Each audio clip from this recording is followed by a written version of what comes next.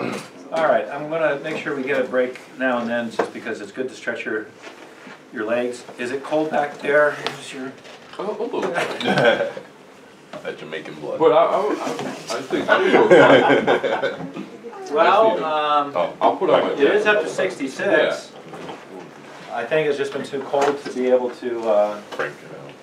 to overcome the cold coming off the windows. Yeah. It was 2 degrees this morning. Yeah, it was a little nippy. I talked to someone in Memphis yesterday, and they said, "How are you?" I said, "Well, it's cold." He said, "Well, I can't say anything." I said, "Well, how cold is it?" I said, "Well, it was -6 yesterday." I said, "Oh, 50 degrees is really nice then." I said, "Well, hey, I can't complain either. It's not Chicago. Oh, yeah. It's not Montana and some of the..." I was reading the other day, college guy died. Walking to class or walking outside, he was outside. Wasn't even outside that long, wasn't laid up. Negative 21. You can die quickly. Yeah. And we don't seem to recognize that. Yeah, this is the coldest snap we've had since last year. Yeah. So remember, last year it got to -17, and then there was a week it didn't get above the single digits. And I remember I walked over to church. I only had my suit on. I didn't have an overcoat or anything.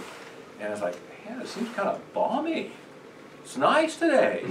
And I came back home and looked at the thermometer. It was 10. Like, wow, 10 is really nice. So, you get used to things, I guess, quickly. So, parental responsibility. All right.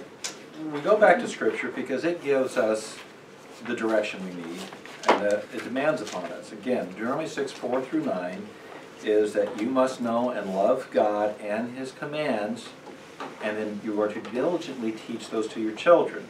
And that passage is in all the different things of life. When you walk by the way, when you lie down, when you rise up, it's everything in life. When you're driving, you're teaching your children. When you're walking in the store, you're teaching your children. When you're shopping, you're teaching your children. When you're fixing dinner, you're teaching your children. When you're reading to them, you're teaching your children. It's everything. And we're always trying to point them back to, this is the God who created us. This is the God to whom we're responsible. Here's how He wants us to live. That has to be in your own heart. You have to want that.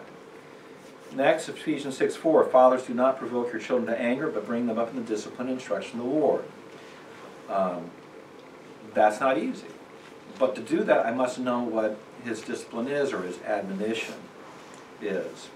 Colossians 3:21, fathers, do not exasperate your children that they will not lose heart. So I need to be careful how I'm teaching, which means I understand something about my children, both in general as children, and then my particular child, to know how to help them, even according to their learning styles.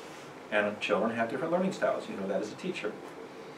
And you see it all the time. It's like, okay, what worked with this child doesn't work with this one.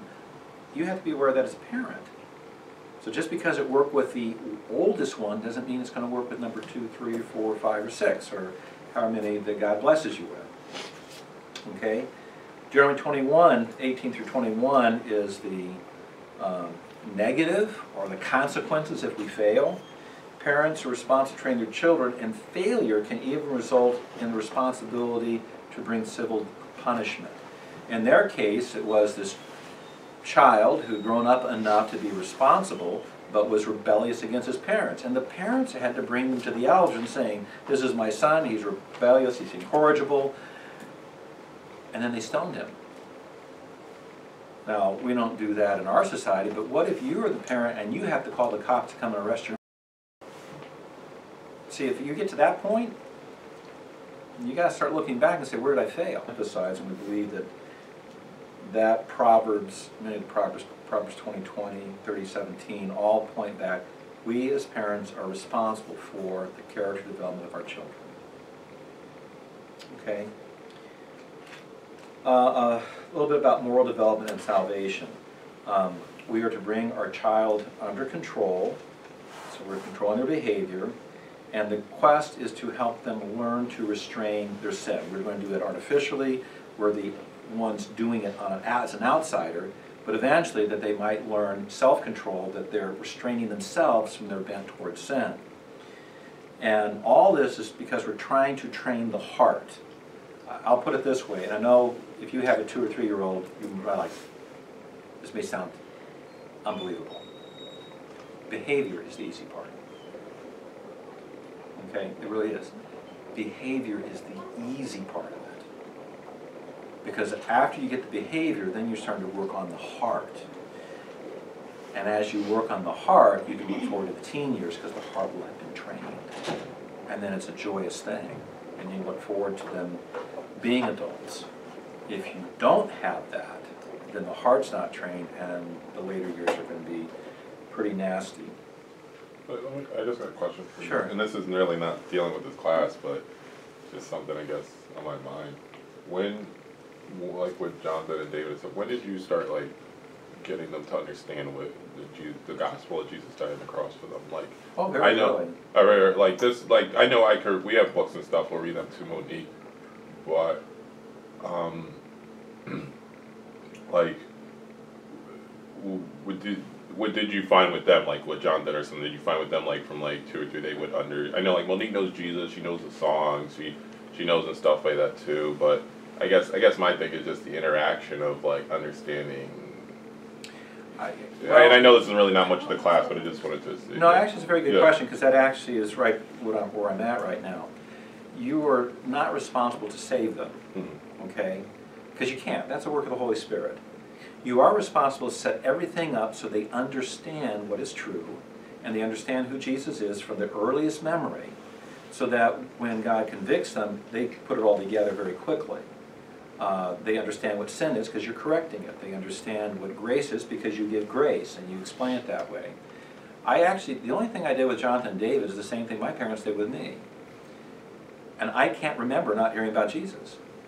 I mean, the joke almost is I was almost born in church. I'm told that I was in a bassinet under a tree while my dad was pouring concrete for the foundation of the new sanctuary. In church ever since. I remember as a kid, I think it was 1966, there was a translation came out, Good News for Modern Man. It was supposed to be easier English.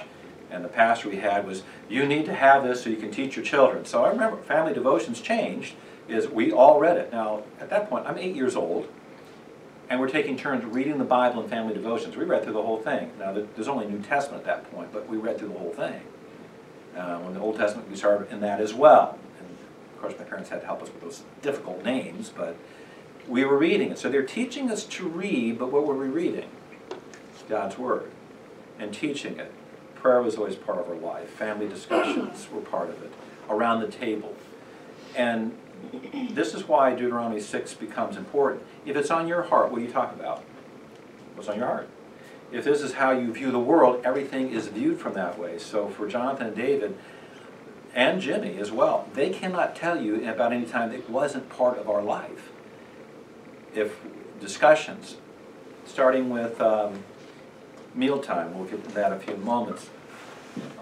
It's part of their self-control training, but they're going to fold their hands and they're waiting, and you're going to pray. What are you doing? You're teaching them to thank God for providing for them. All right? Then in the chorus, you're going to get the little baby Bibles, and they're going to talk about Jesus. This is who He is. It just should be something that's just part of their life. Is from the earliest time that they've been told, this is who Jesus is. God is Creator. Jesus is God in human flesh. Jesus lived a perfect life. And then eventually it's to understand Jesus died as a substitute for you. Are they going to understand the idea of substitute? That's a little hard concept for a little one. But eventually they do. Okay? You can even, if you want to extend grace or something, use one of their toys. The toy gets punished instead of them. This is what a substitute is. You can be creative. But you're going to instill that in them from an earliest age. Were they picking up most of it? They're just watching you. They're watching you pray. They watch your discussions. They hear you at the table. When, you know, I don't think it should be different in my family, even if I'm the one giving the message. You get home and you discuss the sermon. Well, as little kids, they still hear us discussing the sermon. Now, the only thing different in my house probably is we'd be discussing it before I gave it, but it just becomes part of life. I discuss the things. I discuss what I'm reading myself with my wife. She discusses with me what she's reading. So that's important. And what that did, and I think it worked pretty much the same way for Jonathan and David, It certainly worked this way in my life. At 6 years old, I knew who Jesus was. I knew that he was born of a virgin. I didn't know what a virgin was, but I knew he was born of one. And I knew it had something that said his wife is her, she did not know her husband. Like, man, that's a bad marriage as far as I'm concerned at 6, But I knew who is that, so he's different. I knew he was God in human flesh. That I did understand. Okay, he's the creator, but he's also a man. And even at 6, I could understand that concept. Although it's a concept I still don't fully grasp at 60. So, but I could understand as a child could. I understood that he died as a substitute for me. And by that, at 6, I could understand what a substitute was. It's something in place of something else. It's a simple understanding.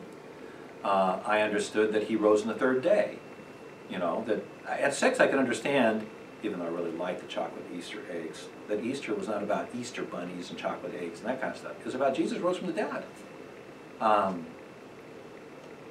I understood that he'd gone to heaven and one day he's going to come back for those who believe in him. I also understood that everybody was a sinner. What I didn't understand was I was a sinner. And so when the preacher that morning, I have no idea what he was preaching about, but he had said, everyone sinned before they came to church today. Oh man, he was talking to my mom. I'm guilty. Man, I'm guilty. Because my younger brother and I, we made my mom's life miserable. And especially on Sunday morning. She'd get us all, she'd often like to dress us alike or something, and we'd end up in a fight beforehand, and my brother, I think, hardly ever walked out of the house with his shirt tucked in. We were always disheveled by the time we got out to the car. And we just made our life miserable. I'm guilty. I'm the sinner because I know what I did that morning. And that's when it all came together, at 6. And again, it's a child's understanding, but it's on the faith of a child. This is what God has done for me. But see, for me, that was just so natural because everything else was laid out, and that's what we're doing. But that's what we're going to do as parents. I can't save my child as much as I want, and I plead for it. We began praying as soon as Diane was pregnant concerning their salvation. So, prayed a long time. But I can't save them. I can only point them to Christ and show Christ in my own life. And that's honestly my hardest part right there. You can't save them, but it's just like, man, you just want them to get it right. I wish there's some way you want Monique to get it, because then, not to go so far off topic, then I think, my brain thinks, well, what if the rapture happens tomorrow? What about this? What about that? What if something happens to Cynthia? And I know God's faithful, but I guess all those thoughts come to my mind. I want her to get it right away and understand. And I'm happy she picks up, she follows us, and she prays. We actually got her to pray for the first time. We gave her the words, but we said, "You want to pray, Monique?" And she prayed, and she repeated our words, and it was really nice. But exactly. I guess I'm just saying my thought is just. That's the hardest part. You just keep doing that because you'll train them. Now the danger there is going to become they become a cultural Christian. Mm-hmm. All right, that's the danger. And I certainly had a lot of friends growing up that they were cultural Christians. I have to say a lot of my cousins were that way. They're cultural Christians. I know I should go to church. Like, you haven't been in 40 years, but I know I should go.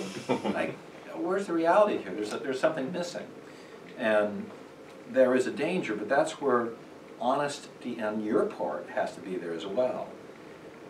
Christianity affects culture, but it's not cultural. Okay, that's the huge difference. It's got to be real in you, and as they see that, then they can start understanding what the reality is, and that becomes part of your discussions around the dinner table. I'm a great advocate. Make sure, no matter what your schedule are, have at least one meal together, where you can talk, you can do family devotions, you can talk about the things of the day. As they get older, that becomes even what's going on in world events, but you're bringing the gospel back into it. But see, if it's on your heart, you just naturally do that. Teach them to pray. Just start from this thank you, Father, for this food, getting them to pray with that. You're praying with them. It just becomes a habit of life, as I know I'm thankful to this God. When you're correcting them, you're going to teach them what it means to ask for forgiveness. That is training them as well. You may not think of that because you're still dealing with a rebellion at that point. You're actually teaching them what it means to go to God for forgiveness. And that should be part of your prayer. Even from the earliest age, they don't understand it, but it becomes a pattern of life. That's going to be huge. That sets the foundation, so everything is in place. So when God convicts them, and they can see their own need for Christ, it becomes reality. One thing that I would, and something I did do different for my children, because they all made professions early, is I would not baptize until they could clearly explain the gospel to me. You know, and I would put it this way: if your friend asks you how to be saved and how to make sure they go to heaven instead of hell, what would you tell them? I said, so there's no way you're getting baptized until you can tell me that. And that's what I've done with all the children. If they want to get baptized, I don't have an age limit, but it's, you've got to explain this to me. If you can't, then the parents, you keep working with them until they understand this.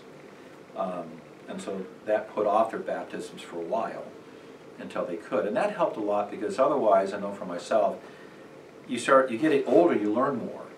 And you start thinking, my understanding was so simple. I mean, was I really saved? You start challenging that, because you start recognizing, even in seminary, you're starting to get the nuances, the gospel, like, this is so much deeper. And the more you study it, the deeper it gets, too. Could I really have been saved with such little knowledge? And then you get back to it's the faith of a child. Praise God for that. It is the faith of a child. I trust God to supply for me. And I trust Him to forgive me because He said He would. It's His promise, not me earning it. That helps a lot against this whole culture of Christianity of, I am saved because I did something.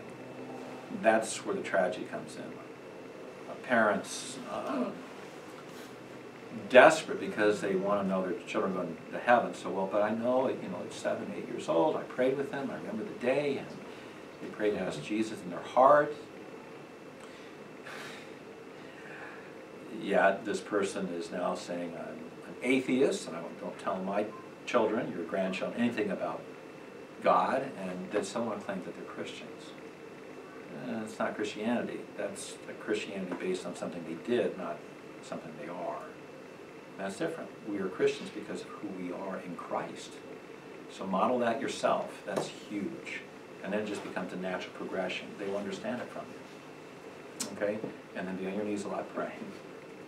Praying diligently that God will convict them of their sins, to bring them the knowledge of who Christ is, that they themselves will seek that forgiveness and follow Him.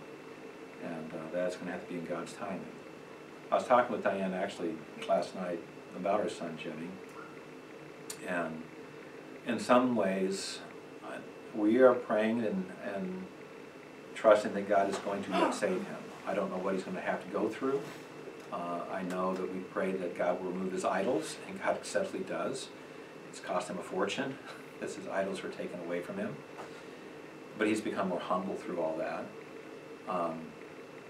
But I also see that God's mercy to us in being able to teach is having a son who's not a Christian, because now I can understand that turmoil, and I understand the diligence that's needed in fervency and praying and petitioning God.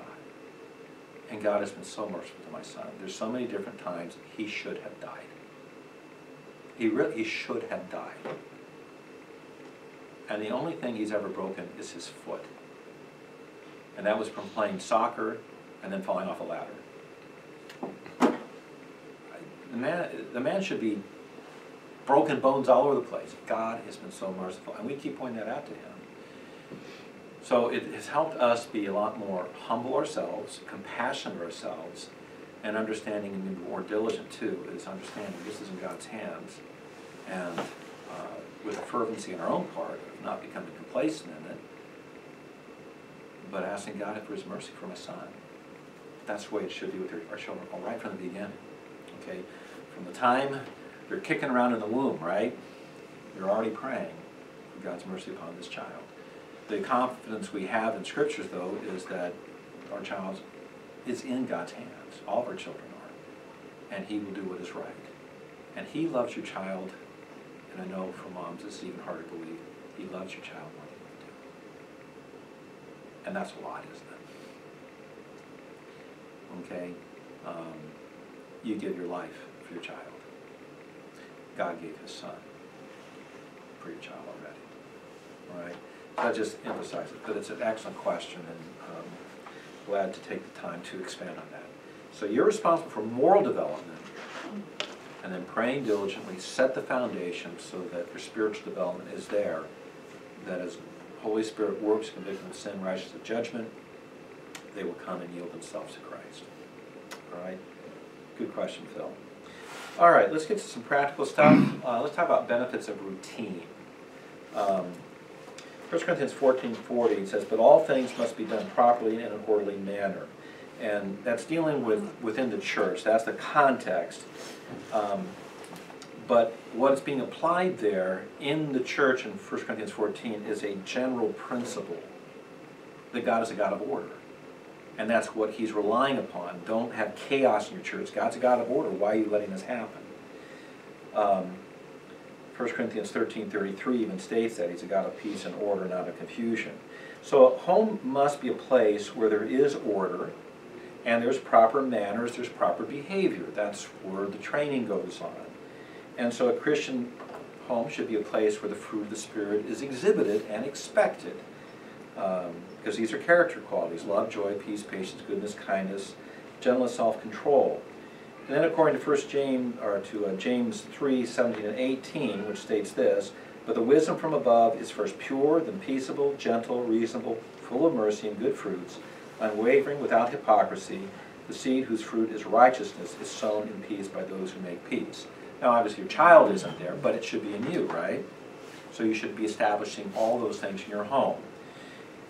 So all that just means there should be order in your home. It's not chaos. It doesn't mean you have to be, that your home's a museum and nothing's touched. I hope not. I hope it's lived in. And I hope when people surprise you, it looks lived in because you're living there. And not where your children are afraid to touch anything because something's out of place. But order is things belong where they should belong. And you're keeping things in decency, and so that there's this kind of fruit. It is peaceful. It's not chaos, which just makes us kind of confused anyways. I can't find anything. I don't know where things are, because the behavior starts mimicking that as well. We want these kind of fruits. It's in you. Now, emotionally, what routine does, and again, I'm saying routine, it means this is the normal way things work. It's not a rigid schedule. It's a routine. It's a routine that you set. Let's face it, all of you live on a routine, don't you? There's a normal time you get up. There's a normal time you probably go to bed. That may waver depending on what you're doing, an hour or two, but there's a routine, right? You normally eat breakfast at a particular time, within an hour or two, or within a time period after you get up. You tend to eat lunch at a particular time, and dinner. There's a routine to your week, right? We all live in that. What we're saying is a routine is helpful to your child. First, emotionally, it develops a sense of security, because a child without routine becomes confused and is never sure what to do. What's next? And actually that's observable. When we moved here, again, Jonathan was 20 months, so he's toddling all over the place, and the parsonage is huge, an old farmhouse. It's got 3 different ways to get from the front to the back, and all down steps. And there's 3, 4, 5 rooms, and the hallway, and the bathroom, and you can wander between all those. That's just downstairs. And we're busy trying to figure out what we're doing here and get the house set up. And so Jonathan's routine was gone. We've been on the road for 10 days before we got here. We're setting things up. There is no routine. And he was starting to create a lot of problems, and emotionally he was distraught. No routine. He didn't know what to do. He didn't know where to go. And we'd find him. He'd be wandering all over the place. Where'd Jonathan go this time? He's just wandering, So it's like, all right, back to square one. Let's get a routine established for this poor kid. So it was back to the things he was used to. There was a playpen time, there was a sit time, there's a time with mommy, and some of the other stuff. It took us a while to get the house set up. That's fine. He needed the routine, and once he had that, stability came back in his life, and he was happier. Okay? So emotionally. Physically, routine allows development of good health habits. You're getting enough sleep, you're getting enough rest, you're eating properly, you're getting the exercise you need. When you get out of routine, all those things start coming out of balance. Even spiritually, there's a thing, because there's usually a normal time you'll have your devotions. You get out of routine and, wait a minute, I didn't have time to read my Bible today. What happened? So vacations sometimes are hard on us. We just lost our routine. Okay? Socially, routine helps bring peace, because it really is a reflection of God, which allows the child to develop favor with others, because they're normal things they do. Even the nursery, the hard thing in the nursery for routine is you always have different people in there. But if a child could go into a classroom, we have a teacher, so you had a routine in your classroom. There's normal things you did during the day, and the kids would know the schedule. Now, they may not know all the schedule, but I bet they always knew when recess was. And snack time. They knew when that was, right? That's important to them. Okay? That's the social thing. Spiritually, routine helps begin the process of self-restraint. It helps us block self-gratification, the hedonism of sin. It's the basis of self-discipline, and self-discipline is necessary for basically every other skill they're going to learn. You have to have discipline, self-discipline. It'll help protect them from evil by regulating the child's activities environment toward what is good rather than evil, because you're directing it, rather than just allowing chaos to reign and, well, whatever happens to entertain them.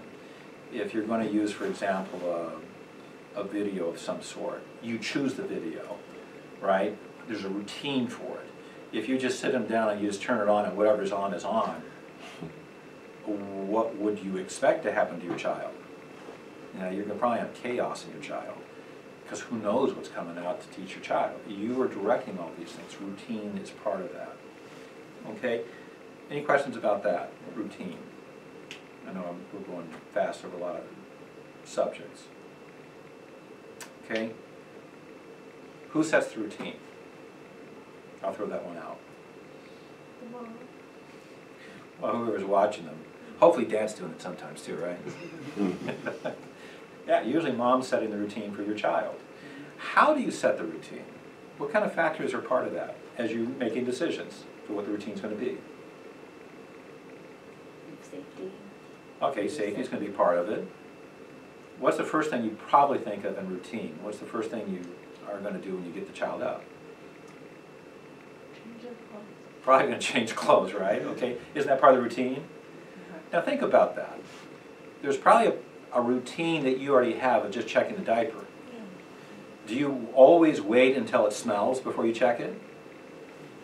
No, there's probably just something in the routine, as you know, because if you feed them, you know your child. You know, yeah, it's about this long, I know what's going to happen. You're also watching for observations. How they're walking sometimes gives you a clue. I think we need to do something, or what the child's doing reaction. That sets part of the routine. So basic things. You get the child up. What's the first thing you do with the child usually after you get the child up?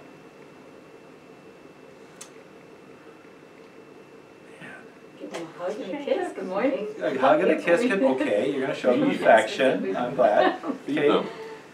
You do that naturally, right? But isn't that part of your routine? Yeah. Now your child is going to just think, of course she's going to give me a hug and kiss. That's what mommies do. So if you don't do it, they're going to think something's wrong. Mommy's mad at me. Or they open their hand. Well, they know it's coming. It's just expected. Okay. Now I'm pushing this for a reason, is I want you to see you have routine, even if you haven't been thinking about it, because it's just a normal thing you're going to get in the habit to. So you get their hug and kiss, you change their diaper. What's next? Change your clothes and then breakfast. Breakfast! Okay, now you're talking what I think is important. Breakfast! All right, I love breakfast. Diane is opposite me. She's a night owl. I'm an early bird. Breakfast is important. For her, she's not even aware for at least an hour. So don't even talk to her for an hour because she has no idea what you said. Different, but it's part of routine, right? Now, why do you give them breakfast first? Need energy. Okay, because you're starting to think through physiologically, what does a child need? Why not give them a bath first? It takes so. Because they're also hungry. How do they tell you they're hungry when they're a baby? They cry. They're going to cry, okay? How do they tell you when they're a toddler? Okay, now they're starting to Works. communicate, okay? Because the crying is their communication when they're baby. Now they're getting older. All right, you probably have a routine of what you normally feed them, right? Why do you feed them what you normally feed them? You like it? It's on sale at Shopper. Phil, you're my kind of man. You saw what's on sale. All right, you've thought through physiologically what is good for them nutritionally, right? Do you just throw up the covers and go, what do you want today?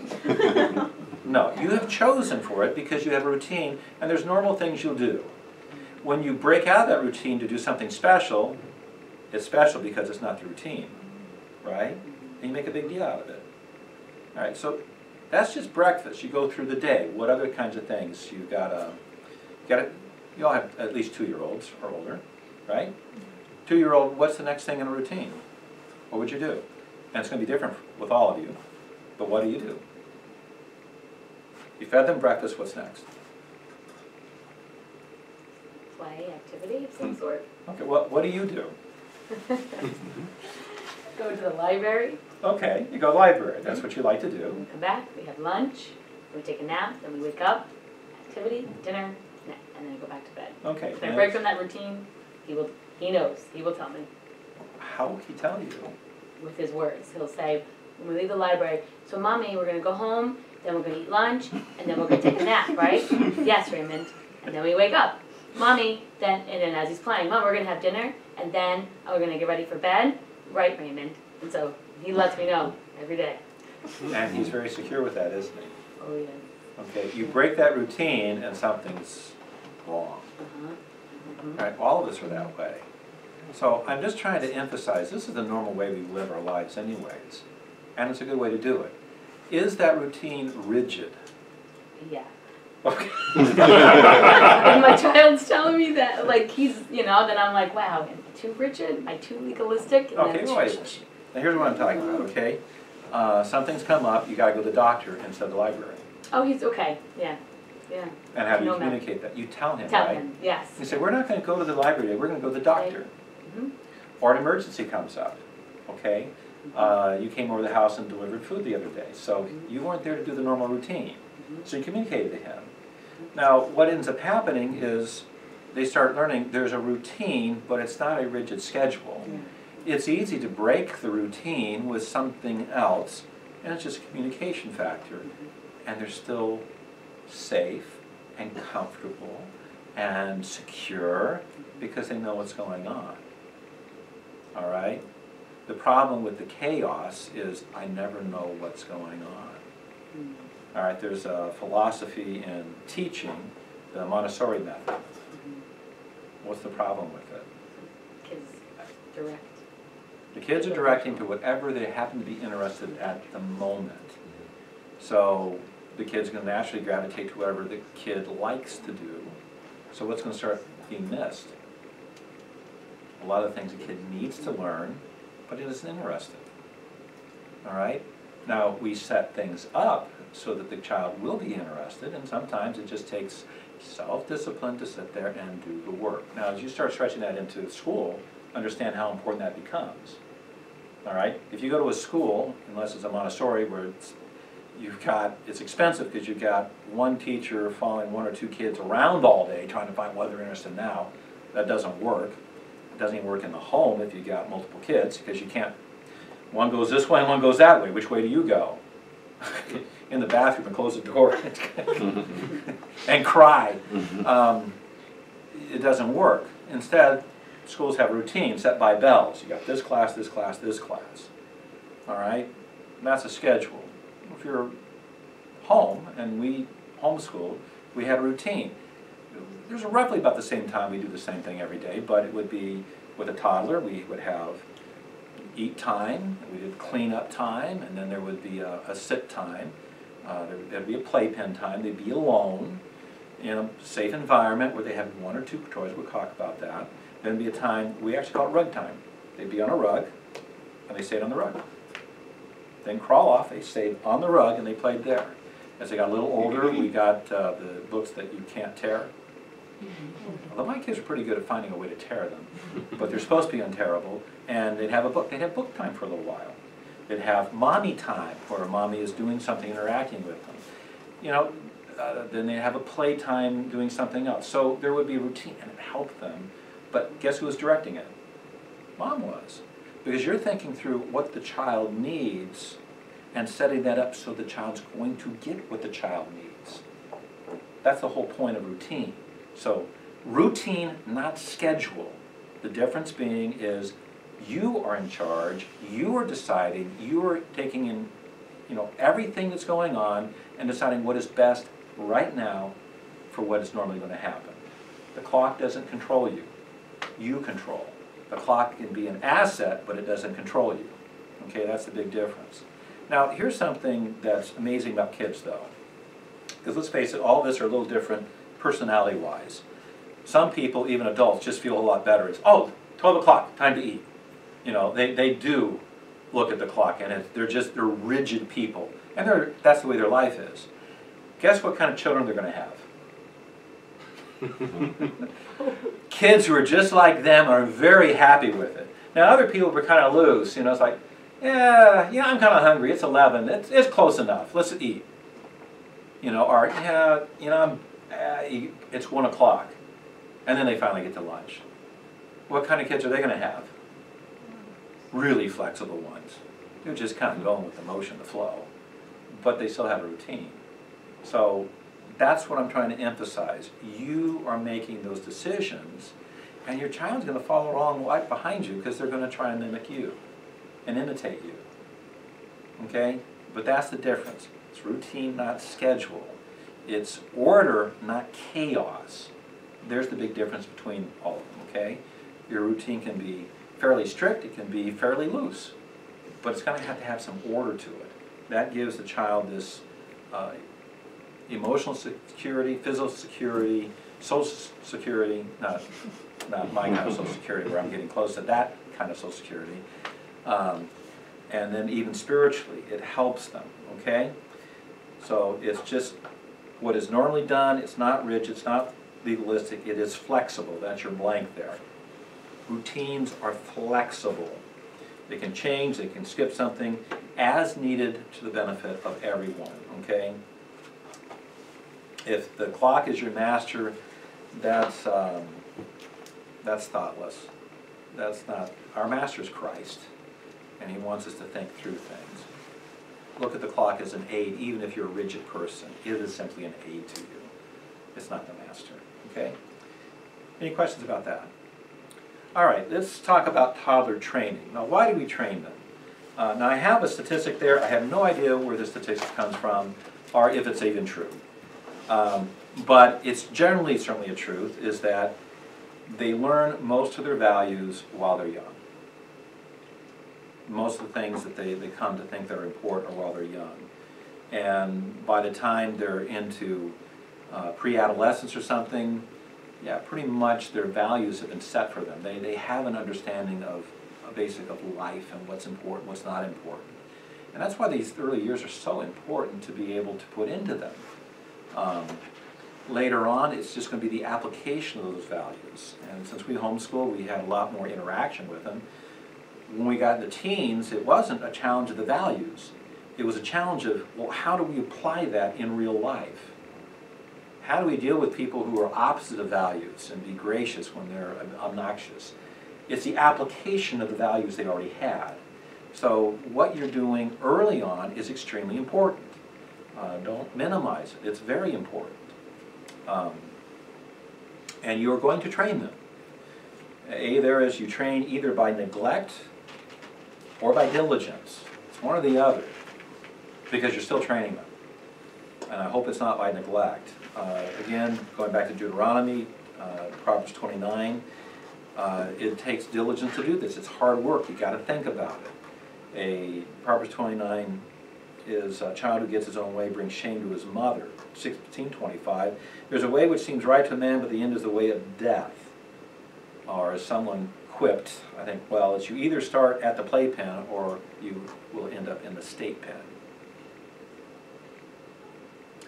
And you don't want to end in the state pen, okay? B, it is easier to train than retrain. So as you start early, the child is easier to learn those lessons and quickly gets used to it, that this is what life is. If they learn something else, trying to break the old habits to instill new ones is much more difficult. You know that's true for yourself. It's easier to establish a habit, a good one to begin with, than break a bad one that got in there. And I know one person, they're a little younger than me, but their parents kind of did it reverse. They let them loose kind of when they're younger, and then all of a sudden years later, they kind of tighten down the vice grips there, and she doesn't have a good relationship with her mother. Still lives with her and stuff, and her parents and everything, but you talk about her mother, and she's like, yeah, you know, type of deal, because they went kind of backwards. Yeah, well, I'll actually show you I'll give a diagram here in a minute about that. That unfortunately is the way most society is now, and it's backwards. And you can see the resentment that's there. Why? Because now it's like, you know, you gave me all this freedom and now you're after me and I don't understand why. So it's easier train than retrain. C, they understand more than you think. And since, well, you have a 3-year-old, are you surprised sometimes by what he actually does understand? Oh yeah. And here's one you're going to get where you're spelling things in front of them. They decoded you a long time ago. It's like, I know exactly what you're talking about. Especially food. And then they let it slip. Oh, okay, yes, I understand. What do you mean you can understand what we're talking about? And I'm trying to figure out what she's telling. She's giving me these codes. I'm trying to put the letters in sequence so I can see the word and understand. And, you know, Jonathan comes like, he understands exactly what it is. Like, oh man. He's 5 and he knows more than I do. They do understand because their listening vocabulary is always going to be greater than their ability to speak at those young ages. Okay? It's also going to be different for different children too. I'll give you an example. One of the first things you're going to teach them in terms of commands is no. No. At what point do they understand that? A lot earlier than they can ever verbalize it. And you can watch their behavior. You say no, and what do they do? Jonathan understood that earlier than David did. Jonathan, I still remember we were at some friend's house, and we've been working on this, and he was busy crawling over to somebody, something they had at their house. And I knew what he was going for. You can see he's making a beeline. And I turned around and said, Jonathan, no. And he looked at me, and he went the other way. And the other family who had a daughter was the same age is like, what did you do? I said, no. Okay, he understood. David, it was at least at 6 months before he finally got it. But I was watching behavior to see when he understood.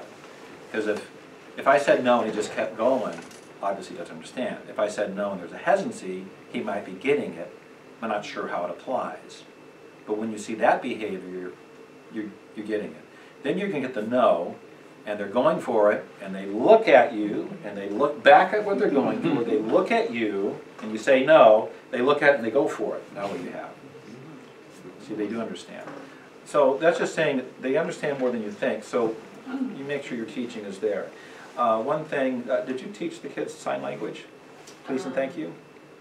Yeah, early on, just those two, really. Okay, and that's a fine way to do it because they can easily do. This was suggested after our kids were past that stage, so like, I still don't know what they are. Is that please? Well, we One didn't Thank care. you, that's thank you. More, okay. That's please, and what's this one? Wait. This is Wait. thank you. Feed me! This is thank you. Yeah, this This is, is yeah. thank you. Like polite Okay, that's words. thank you. I knew that had something to do with it, okay. You can teach them simple things because they can do that easier than say something. So teach them that. That's communication. And keep it simple, but it works. Okay? D, conflict is an opportunity for growth. Opportunity. It's not always the opportunity we want, but it's the opportunity you get, and it's a great opportunity. In fact, what does Scripture tell us? James 1, Romans 5, Hebrews 12, all tell us that God teaches us in the midst of adversity. That these things that we go through, God uses to mature us. So don't view the conflict as a negative. It's an opportunity for positive growth. Okay? Avoiding conflict is the heart of a permissive parent. What's behind it? I don't want the conflict. I want to avoid the conflict. But the conflict is a good opportunity to deal with the issues that are underlying a lot of the behavior that you're struggling with. It's the opportunity to start training the heart. That's where you want to go with it. Again, you're in the early ages. As we're getting into 3, 4, 5, you're going to start making a transition because behavior should be under control. By 5, behavior should be under control. If you're doing it right, it might even be a little earlier. But you're going to start transitioning at some point from behavior to the heart. But you can't get to the heart very well if the behavior's not there. So opportunity comes from the conflict. E, waiting allows the heart to grow hard. It grows hard. Ecclesiastes 8:11, because the sentence against an evil deed is not executed quickly, therefore the hearts of the sons of men among them are given fully to do evil. A child left of himself is going to go what way? His own desires, which is the path of sin. He's going to do whatever he wants to do. So we don't want to do that. We don't want to wait. We want to take an opportunity in the midst of the conflict, make sure we're training.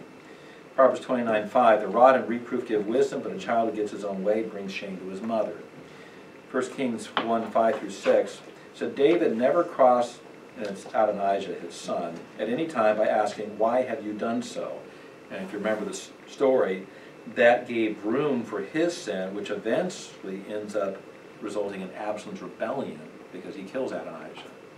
And then he doesn't do anything about Absalom. It created all sorts of chaos in his family, because David wouldn't act as he should have as a dad. Okay? So it is better to build children than repair men. So take the opportunity. Don't be afraid of conflict. Especially now. Right now, you're bigger than they are. If you wait and they're bigger than you, that conflict can get really tough. You don't want that. I All right. gotta, Yeah. sorry, kind of going back. One of the things I know Monique is doing, especially, she is, because of the commands we give her, she gives it back to us.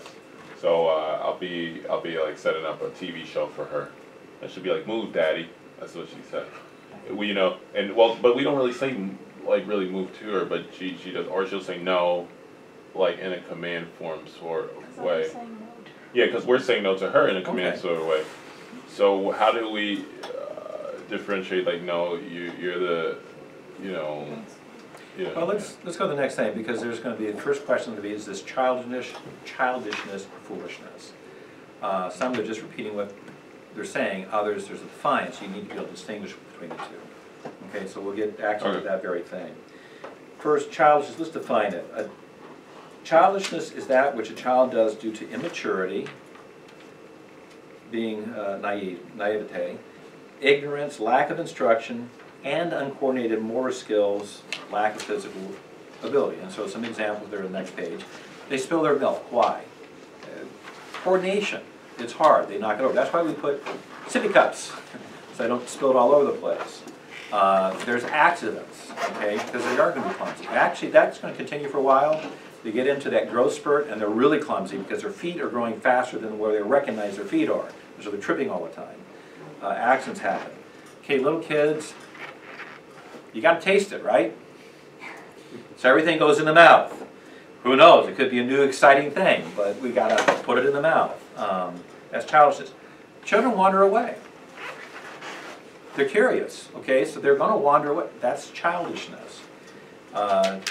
Children understand what they have, so they'll play with dangerous things. If you leave knives out, guess what they'll play with? It's shiny, it's bright, that's attractive. It's also sharp. A fire is attractive. Okay, childishness is the desire to get into that. Childishness, they can be silly, they can be funny, and you're laughing like crazy with them, but sometimes that goes into asking really embarrassing questions or making statements because they lack discretion. Okay, childishness is simply is that it takes time for children to grow physically, mentally, emotionally, and you're training them to how to handle all the things in life properly as they come up. And so you train them to begin with in moral character, moral behavior. And as they get older, you're going to start explaining the reasons why. Again, you're going to explain the reasons why before you think they really can understand, because they can't. They can't articulate it back, but they're actually understanding it. So we are going to give explanations. I'll give you some examples a little later when we get into that. All right, correction needed. First, instruct to give understanding. So we're going to instruct them. This is what I want you to do, and you may or may not give them the specifics of why. All right, here's my instruction. Whatever that happens to be about whatever, on the changing table. Hold still. It's hard for me to change you when you're moving around. Okay? They're old enough, climb up in your high chair so that we can eat. Okay, for us that was necessity because Diane couldn't pick the kids up because of her back. Instruction, I need you to sit here in this chair for a while I go do this, and don't move, stay in the chair. That's instruction. So you're going to instruct and try to make sure they understand it. Then you practice whatever that is to solidify the understanding, develop the skills, the ability to make it a habit. That includes even calling them. That's a skill, right? Call them and they come, and you practice that. You call them, they come. Make a game of it. You start that when they're just learning to walk, and that's fun anyways. Mom here and Dad here, and come to Mommy, come to Daddy, and they toddle over and they get a big hug, and everybody laughs, and they go back and forth, and then you stretch it to the other room. Now you're actually training them something else of come when I called. You're going to instruct them. I want you to answer when I call, whatever you want it to be. Yes, Mommy, yes, Daddy, yes, man, yes, sir. Yo, dude. I don't think you should do that, but you're going to, a respectful response. Yo, dude is not respectful. Sorry, it's just not respectful. You're going to have something, so it's training them. That's instruction. You're practicing it. Okay, then you're encouraging, get positive reinforcement. That's starting to train the heart. That's why when you're teaching them to come to when you call, you give them a big hug. That's part of the encouragement. All right? It works on your children, works on dogs too. This dog Jimmy got really is motivated by bread. So we've gotten her to finally start coming because we'd always have a piece of bread is come, and bread, she's right after you. So we'd go in other rooms, and now she'll actually come most of the time when you just call her. Like, wow. Worked on Jonathan and David and Jimmy, maybe it'll work on this dog. I don't know. All right. But there's encouragement. And of course, this is the pattern for anything you're teaching them. Instruct them, practice it, and then encourage them toward that. So even though they've been doing it for a while, you still give them something. I called you, you came. It is so good for you to come when Mommy calls you. It's good when you came when Daddy called you, and you give them a big hug. That's just encouragement. Every time? No. Not after they've learned to do it, but you're going to give them that encouragement. That is a very good boy. That's a very good girl, right? Okay, that's encouragement. So after training the physical abilities and it's demonstrated, you've removed you've removed childishness, because now they're shown they're capable of doing this, they understand it, they can do it. If the child continues in the wrong behavior, now you've moved from childishness to foolishness. Okay? So let's define foolishness. The actions and attitudes of a child done in defiance of authority and disregard for the consequences. There's the huge difference. Okay? They know what to do, they're capable of doing it, they know they should do it, and they don't. That's defiance. That's rebellion. If they're not capable, that's childishness. Difference would be the milk. Okay? They're young, they can't handle it, so you put a sippy cup lid on it because they can't handle it. Now they get a little older, they can handle the cup, and they don't spill it. Now, there'll be accidents. Hey, I still knock things over, so there can be an accident. But they have the cup, and you can see they're starting to play with the cup. And you say, no, don't play with the cup. I don't want you to spill it. Now, they've already demonstrated they're capable of not spilling it. What happens if they continue to play with it and then spill it? Is this childishness or foolishness? It's foolishness. Do you see the difference? Okay? It has to do with this rebellion, this defiance. I'm going to do it my way despite the instructions I'm capable of handling and following because I want to do it my way. All right? That's the big difference. Proverbs 14:1, the fool has said in his heart, there is no God. They are corrupt. They have committed abominable deeds. There is no one who does good. That's the heart of all rebellion. I can do it the way I want. And ultimately, that's a defiance against God, because you are in the place of God in the child's life while you're training them. You want to eventually shift that so their obedience is to God primarily, but in the young ages right now, children are to obey their parents. That's the command. Okay? You're responsible for making sure they're learning to obey that command. Correction then is needed, so be sure to determine if it's childishness or foolishness before correcting, all right? Because you don't want to get into the other side where, you know, I'm just mad because you didn't do what I said, but are they capable of doing it? So make sure it's something they do understand, they're capable of it. So that's new skills, that's where you have the room. Old skills, you already know that. And then train the child to first-time obedience. That is, they answer right away, they obey right away, and while they're young, not necessarily with a happy face, but you're going to keep working on that. Because eventually it needs to be, you obey the first time right away with a good attitude, with a happy face, okay? And again, by the time they're about 5, you will start holding them accountable even for their attitude, their happy face. Part of that will be instructing. They come in their mopey. He says, no, don't come with a mopey face, happy face. Mommy called, you come, and with a happy face. Because you don't know what Mommy wants yet. Well, I do know what you want. You want me to go to take a nap, and I don't want to take a nap. Well, the nap is good for you. You still need to come with a happy face. All right? Yeah, we've had that. Okay. That's life. All right?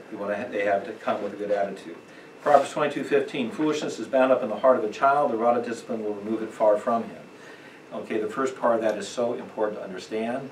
The other part, we'll talk about how to implement it. But that is the problem with our children. It's not just childish, it's foolishness. I can do it my way. I want to be in charge. It's rebellion against God. Proverbs 23:13 and 14, do not hold back discipline from a child, although you strike him with the rod, he will not die. You shall strike him with the rod and rescue his soul from Sheol. A friend of mine in seminary, his children were a little older. He said that was his favorite verse.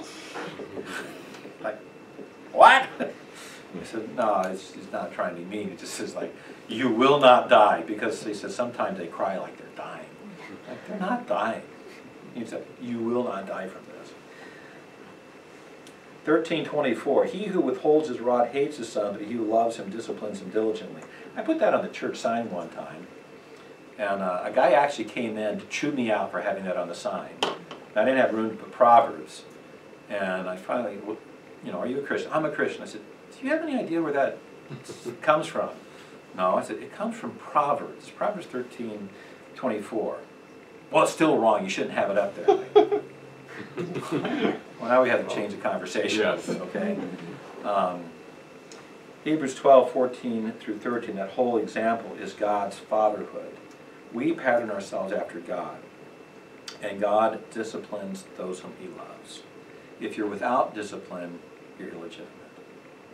That's actually one of the comforts that I have as a Christian, is that when I know I get away from doing what God actually wants me to do, and he disciplines me, the discipline is such a relief. Because, like, he does love me, and he wants to correct me, and I know I belong to him. What's scary, if that's not there. And think about it. If you allow your child to continue to get their own way, do you actually love the child? And that's a serious question, because it has to go back to, why are you not disciplining? It ultimately always ends up back to, is I don't want to have to deal with the issue. I just want it to go away. Pastor, Yes, when is ma'am. the proper time to chastise a child? To chastise? We're going to have a whole thing on that, okay? The short answer to that is immediacy is important. As soon as you can, related to whatever it was. Okay? Never with a, wait till your father gets home. That's bad for a lot of reasons, but as soon as possible. I'll give you an example. She's reaching for the stove and it's hot. When do you discipline? Before she reaches it, right? Because if you don't, she's going to learn, right? But that's a lesson we don't want her to learn that way. Now you've got scalded hand or blisters, second degree burn because she grabbed it.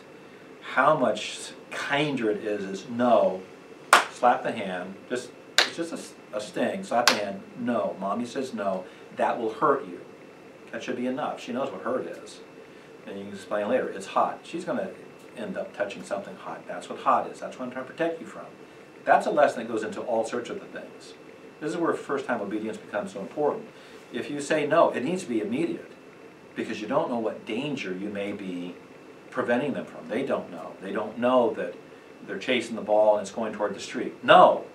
Stop! And they need to do it, because you can see the car coming. They can't. You want me to get hit by a car? Okay? Those are things important. So immediacy is the relationship. Actually, there's a guy, I just read a review of a guy who wrote a book on discipline, and that seemed to be one of his main points from the review I read, is the importance of immediacy for discipline. And that's all aspects of discipline. Discipline's not just a correction. Discipline's the instruction, actually most of it's the instruction, as well as the correction. Okay? It needs to be immediate. Does that make sense? Okay. And then C is wisdom. For the report of your obedience has reached to all, therefore I am rejoicing over you. I want you to be wise in what is good, innocent, or I think in the King James it says simple in what is evil. It's great if our kids are ignorant of evil stuff. There's a funnel illustration there. Well, that doesn't work. I know they're going to come and say, what happened to our markers? Well, they didn't work.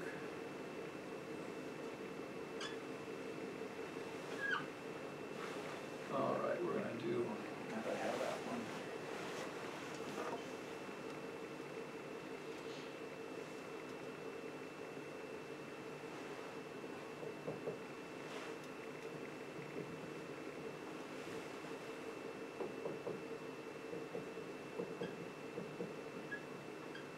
All right.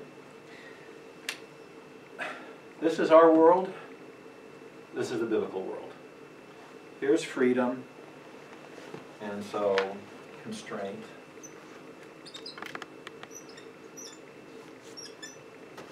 Okay, or restriction, whatever you want. Actually, I should. That's not freedom. Freedom here.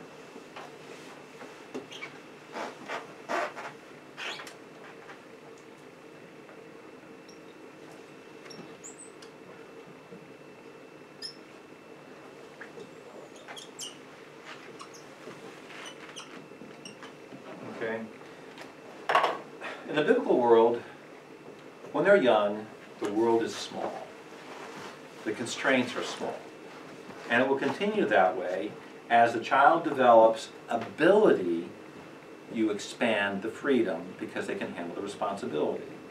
And I draw it this way, you know, it could be a little more out, but a baby's world is very small, right? It's the swaddling clothes. You're holding them, and they're so comfortable there. Later they want to start crawling. So they learn to crawl, so you're going to open it up a little bit to compare it to what they can handle. All right? So it's a playpen, a play area, and then it's going to be a room, and then maybe the house, and then maybe the yard. But all that depends on, can they follow the instructions?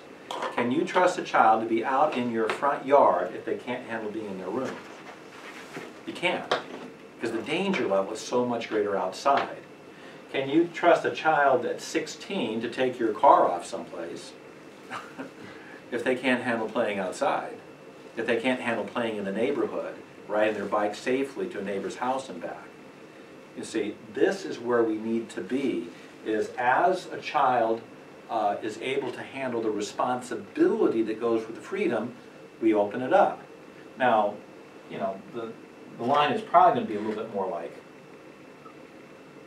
squiggly as you get out, only because we will give them some freedom and they can't handle responsibility. So we constrict it right back. But that's an immediate thing, not eventually. It's, okay, you can't handle that yet, you're not ready for it. Well, we'll try it again in a couple months, see if you can handle it.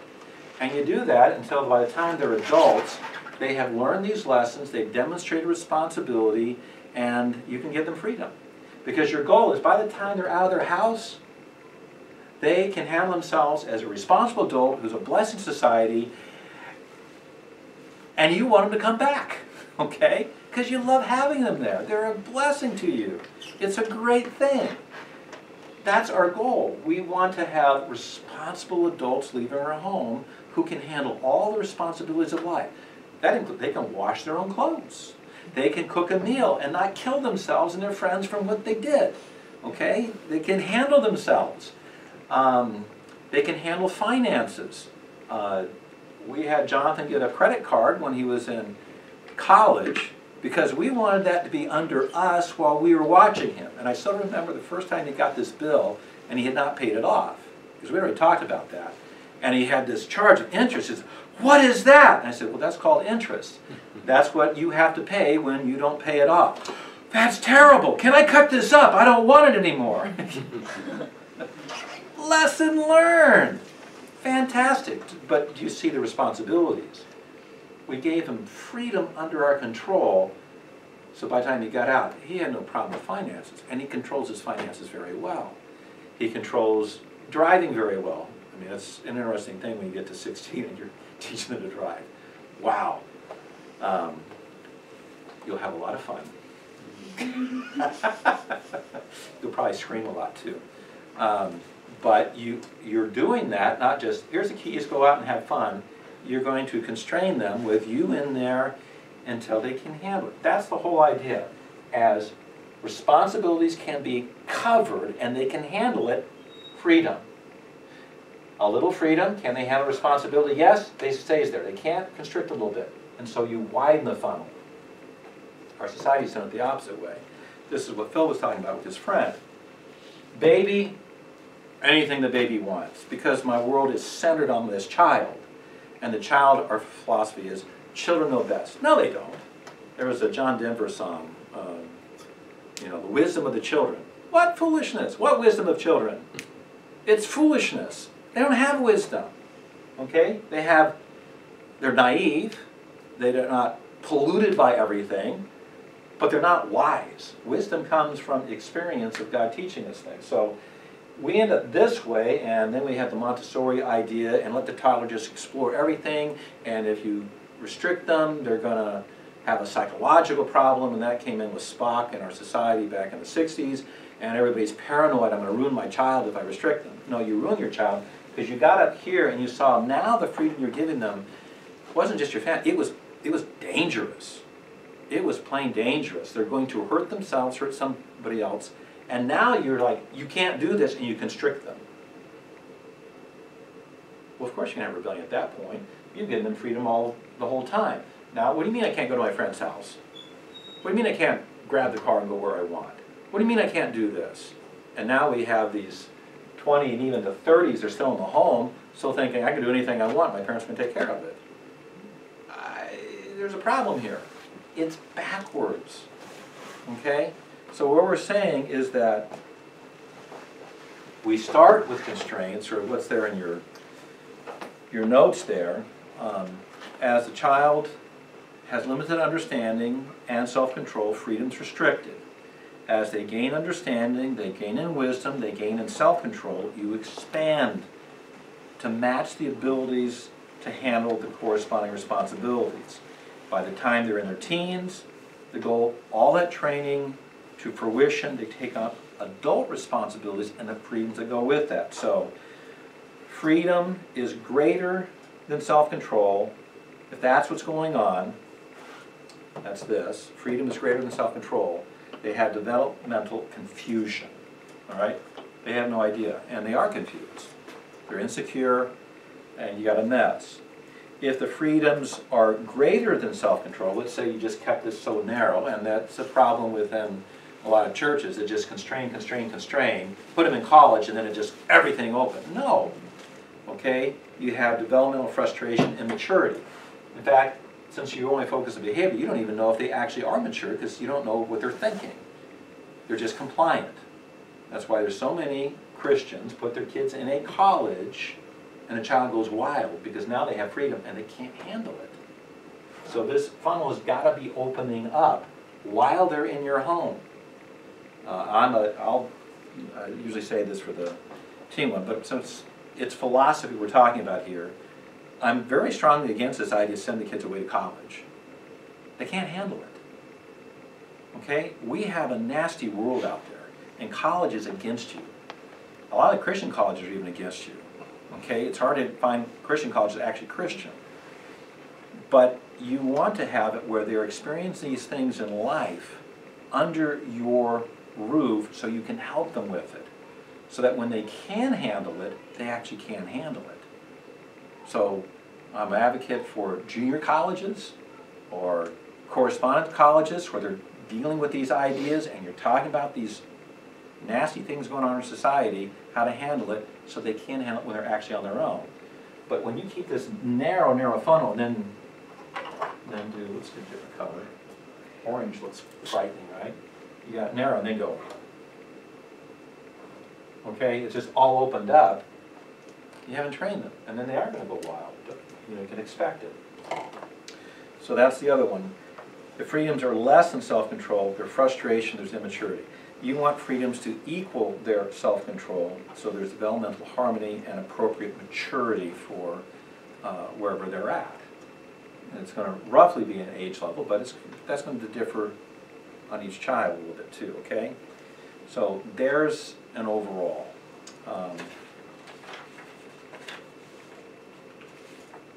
Let's take a 5-minute break, because we haven't had one for a while. And I will see about getting through the rest of this so that we can spend at least the last half hour in just doing